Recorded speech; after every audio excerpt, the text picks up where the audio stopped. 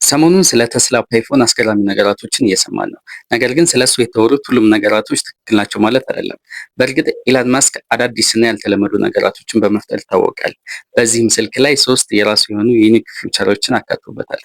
ከነዚህ ፊውቸሮች አንዱ ስታርሊንክ ሳተላይት ኮኔክቲቪቲ ሲሆን ይህ ስልክ ከተስላ ስታርሊንክ ሳተላይት ጋር ኮኔክሽን አለው። በዚህም ደግሞ በተለያዩ ገጠራማ አካባቢዎች ኔትወርክ ታወር ባልገባባቸው አካባቢዎች የዳታ የኢንተርኔት እና የቮይፕ አገልግሎት። ከዚህ ፊቸር ጋር በተያያዘ ሁለት የተሳሳቱ መረጃዎች አሉ። የመጀመሪያው አስትሮ ፎቶግራፊ ሲሆን ስልኩ ሳተላይቷን በመጠቀም ላይቭ ፎቶግራፊ ያደርጋል የሚል ነው።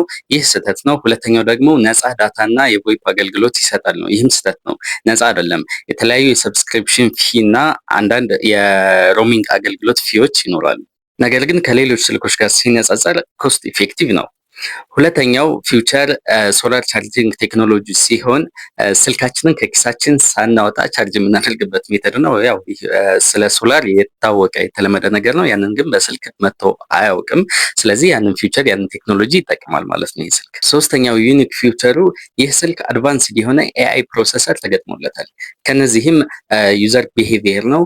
ይህ ማለት ስልኩ የተጠቃሚውን ባህሪ የተጠቃሚውን ያጠቃቀም ስልት የዕለት ከዕለት ያጠቃቀም ስልቱን ይከታተላል፣ ያጠናል። በዚህም ለፊውቸር ዩዜጅ የስልኩ ዩአይ እና ፈንክሽናል ፓርቶች ከሰውየው ከተጠቃሚው የአጠቃቀም ስልት ጋር ራሳቸውን አፕዴት እያደረጉ ይሄዳሉ ማለት ነው። ሌላኛው ሪል ታይም ኦብጀክት ትራኪንግ ሲሆን ካሜራው ኤአይን በመጠቀም የተሻለ ፐርፎርማንስ እና ኦብጀክት ኦሪየንትድ የሆኑ ፊውቸሮች ይኖሩታል። በመጨረሻም ይህ ስልክ እስካሁን ለገበያ አልወጣም።